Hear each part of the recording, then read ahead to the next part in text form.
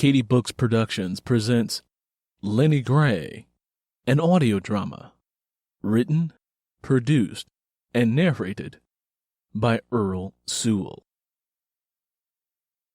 Previously on Lennie Gray. Well, it ain't 1839 no more, and we need to let these coons know that we ain't for no Joe Louis winning no fight, and he ain't no symbol of goddamn America, grunted Roy. Curley, stay in the house tonight. If Max Melling wins, there won't be no trouble. I can't say the same if Joe Louis wins. You and your family don't want to be caught outside if he does. You understand me, boy? Yes, sir, Curley answered. Good. Lennie, y'all have a nice evening, and be ready to go out in the field in the morning. Mr. Bettis spit on the ground before he got back in his car along with the other men and drove away. Lennie Gray felt as shrunken as Curley as she obediently went back inside. Why do white peoples hate Joe Louis so much? Minnie asked Lennie Gray. They just do, honey. I hate that dirty motherfucker, Curley remarked as he knuckled up his hand into fist. I hope Joe Louis knocks the fuck out of Max Melling. So do I, Daddy, Willie chimed in. Me too, Bud followed with his stammer. Since when did you start caring about what's going on in the outside world? Lennie Gray asked Curley. I don't know. All of a sudden, I just do. We've been on this bare plantation for 20 years, Lennie, and we ain't doing no better than when we got here. I'm getting old, Lennie, and I'm getting tired of losing. For once in my life, I would like to hear about somebody that looked like me win at something in life. Why, Curley, in all my born days, I never thought I would ever hear you say that you wanted more than this out of life. This is all I want. I just want it without being messed with.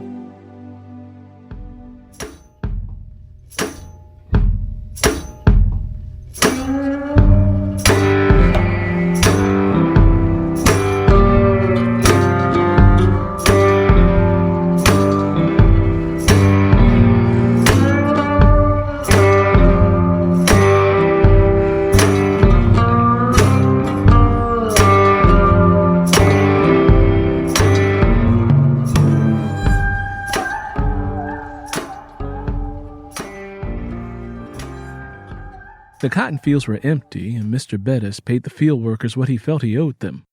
For most of the workers, the amount they were paid was far less than what they had calculated.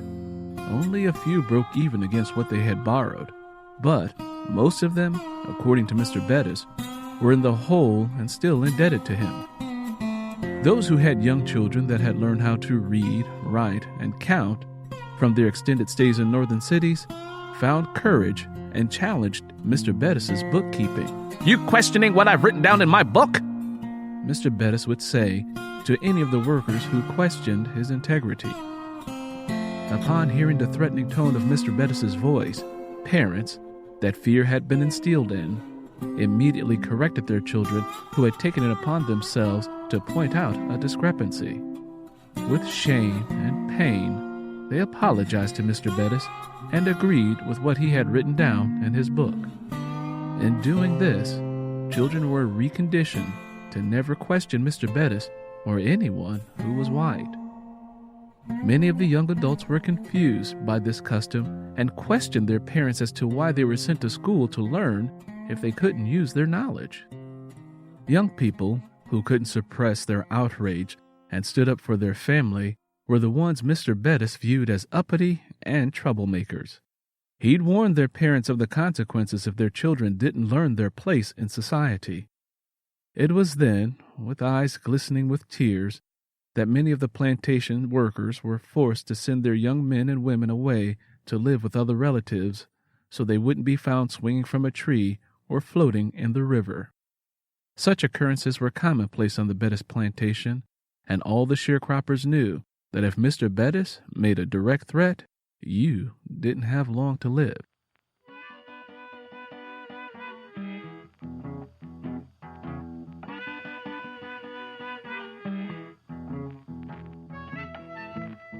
Curley and Lennie Gray didn't have such troubles with Mr. Bettis because they accepted their place and taught their children not to concern themselves with fair treatment, no matter how hungry, cold, or partly clothed they were. Lennie Gray had recently given birth to a set of triplets, Leuna, Christine, and Martha, who Curley and Lennie Gray could barely clothe. The half-naked babies rested on a pallet that was in their shanty. Lennie Gray, worn out and scarcely clothed herself, received clothes and sewing material from church members, Ida, and her oldest daughter, Mary.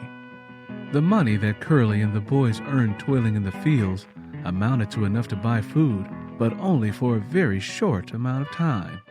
Now, they had to go through the winter months hunting for whatever food they could find, as if they were a frontier family. The farm animals they had all got sick and died. The garden Lennie Gray had was now bare, and the food from it was long gone. This pushed Curley to the point of desperation. He and his boys had gone out hunting with a frontiersman mentality, with the intent of catching anything that crawled or swam. They didn't care if it was a possum, raccoon, squirrel, hawk, or some fish in the river. Lennie Gray! Curley shouted out her name as he approached their shanty. Lennie, who was battling with hunger pains along with her children, walked out onto the porch. Lennie Gray saw Curley, Willie, and Bud heading towards her carrying their meal. She forced a smile on her face and swallowed down her anxiety. Her eyes glistened with tears because she was happy to see that they had returned safely and with something to eat. Curley had his feet swatted with rags and was using them for shoes. Willie had outgrown his shoes and cut the tops of them off so that he wouldn't have to walk around barefoot. Bud had no shoes at all, and as a result, his feet were calloused and smelly. Willie was now 15 and Bud was a year younger. Lennie Gray worried about their safety and prayed to God to make sure that they stayed out of trouble's way. I got us some food, Curley said, holding up the catch by its hind legs. That ain't enough to feed us, Curley. Lennie Gray didn't intend to sound ungrateful, but Curley received her words as such. What more can I do, Lennie? His heart overwhelmed and flooded with disgrace. I ain't got no more money, and I ain't got no way to get none. I know, Curley. I'm just afraid we're all going to die of hunger. I can't breastfeed the triplets if I can't feed myself. Here, boys, y'all go and skin what we done caught. Curley sent Bud and Willie on their way. Curley looked down at the ground and tried to think of something, but his mind was barren and lacked a solution. I'm going to go help the boys, Lennie Gray said, turning to walk back inside. At that moment, Curley came up with a solution. I'm gonna go beg, Lennie. Lennie Gray turned back around and held his gaze. She felt as if she were being choked by the humiliated look on his face. Despair had entrenched deep lines around his gaunt and deeply recessed eyes. What? I'm gonna go beg Mr. Bettis for some food to see us through. He said he liked me like a pet, so maybe he'll throw me a bone, Curley said ashamedly. Curley, don't do that to yourself. I'll make what you done caught enough. Mr. Bettis got a cold and evil heart. That man ain't gonna do nothing for us. You're going to have me worried about what he might say or do to you. In her soul, Lennie Gray knew that her request would not change his mind. She only wanted to soften the blow of humiliation. Maybe we can ask neighbors for a little help. We won't ask for much, just a little bit, Lennie Gray suggested. But Lennie Gray already had done this before suggesting it to Curley. Ida and Tom were pretty bad off and received a lot of help from her daughter Mary. Lennie wanted to go to Mary but knew that wasn't possible, especially since Elmo started beating her for sending food out of his house to help her grandparents. We done already got all the help we gonna get. Black folks around here barely making it. We should move north, Curley, Lennie Gray whispered, wondering where that ancient thought had surfaced from.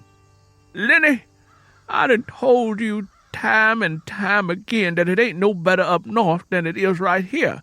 Quit trying to make me feel like I ain't nothing. Curley projected his anger and frustration at Lennie Gray. We ain't got no money to go nowhere with. And how we supposed to get there? Walk? I ain't got no damn shoes. Bud ain't got no goddamn shoes. You ain't got no damn shoes. Baby ain't got no clothes. And the mule and wagon is only good for plowing the field and not no great big old trip north.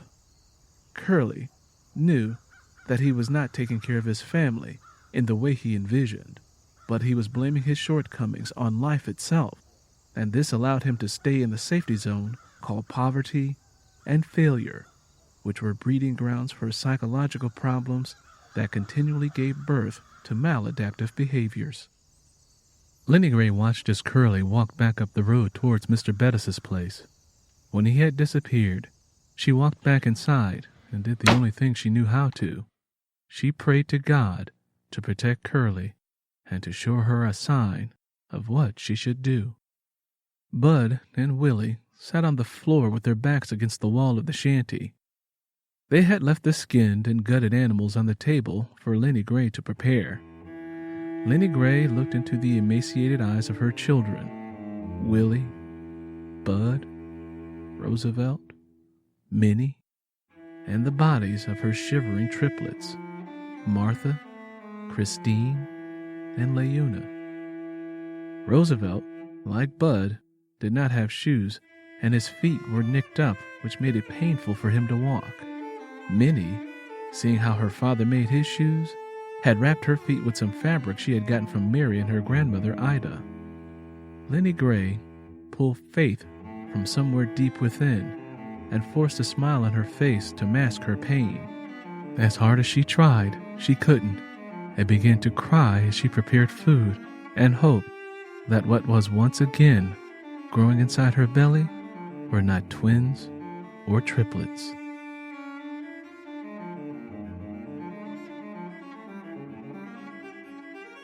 Lennie Gray summoned her children to her. Once they gathered around, she said, "The only thing we got in this here world is each other. We got to be strong and stick together. You hear? If one of us can't seem to make it, we all got to help each other to keep going. If one fall, we all fall. Y'all understand what I'm saying?"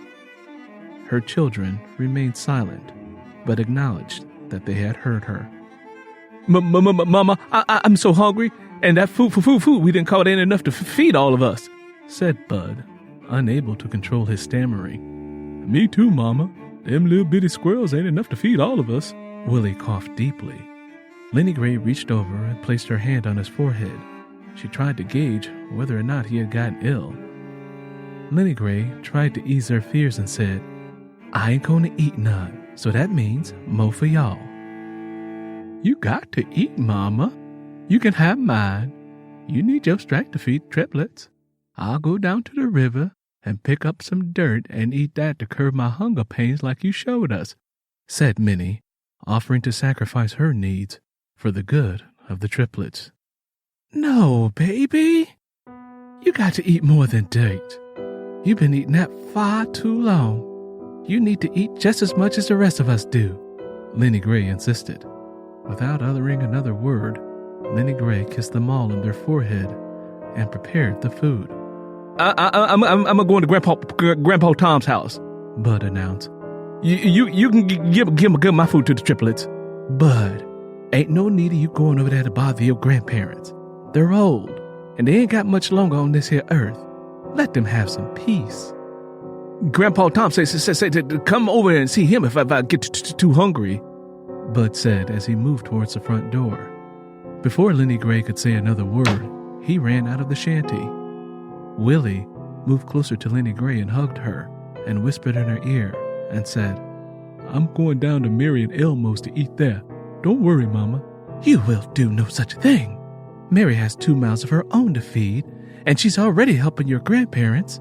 Lennie Gray stopped Willie from leaving. "Your daddy is going to figure out a way to feed us," Lennie Gray said, looking deeply into his eyes. She had placed all of her hopes on the shoulders of Curley. "Mama, we ain't gonna make it all winter eating like this. Willie said with assuredness and definiteness. Willie, we strong. Look, we done made it this far for this many years. We gonna make it plenty more years. Lennie Gray sniffled as her tears dropped out of her eyes. Now, go sit down and play with your brother. It won't take me long to cook this here food.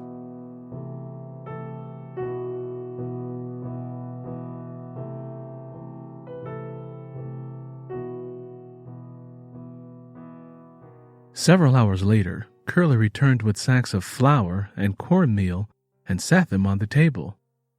Mr. Bettis gave this to you? Lennie Gray was shocked when she saw what Curly had. Nope. Mr. Bettis told me to get the fuck away from his door. He said he done paid me what he owed me and he wasn't giving out no credit until the first of the year. Well, where did you get this from? Begging. Young white fella in town took pity on me after I told him I got 7 starving children at home counting on me to bring back some food. Oh, that was the Lord working a miracle, Curly. Lennie Gray looked upward. No, it wasn't, Lennie. That man didn't give this shit to me for free like I had hoped. He told me to come by his place because he got some work for me to do in order to pay him back for his kindness. Hell, Lennie, I'm worried. I hope the man don't try to turn me into his personal slave. That shit done happened to me twice in my life already. He won't. What kind of work does he want you to do? It don't matter what kind of work it is, Lennie. I just needs to get the shit done and get back in one piece, Curly said as he pressed his back against one of the walls and slid down to the floor. It don't matter. I just want a little rest right now. I'm so tired, Lennie, he said and closed his eyes. Minnie went and snuggled against her father. She opened up his hand and threaded her fingers through his. I'll help you do the work, Daddy, Willie said. Nice of you, son, Curly whispered. He kissed Minnie on her forehead and shut his eyes.